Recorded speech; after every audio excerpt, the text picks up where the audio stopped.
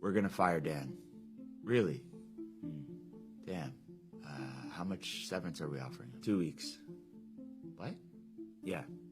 Why so little? I mean, he did good work here. Shouldn't it be 5 to 6 weeks? That'll give him a month and change to go out and find a new role. Maybe, but this is the stat minimum.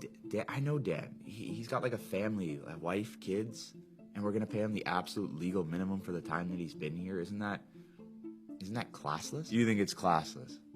All right, buddy. Well, look, the majority of people aren't going to get a lawyer if they think they're just going to eke out a few extra weeks. It's not really worth the hassle, and people just want to move on, don't want to make too much noise. Everything we're doing here is above board and legal. So if he wants to come after us, he can. We'll deal with it then, but I'm not worried about that at all. Even if it's legal, it just feels like we're taking advantage of people who are going to be in a compromised position because they just lost their livelihood. Dan is not really in a position to negotiate. I think we're both aware of that. And that doesn't bother you at all, that we're exploiting him because we can. No one is being exploited. You need to relax. We could so easily just pay this guy a few extra weeks, give him a bit more runway to find his next role, set him up for success, but we're saying to hell with all of that.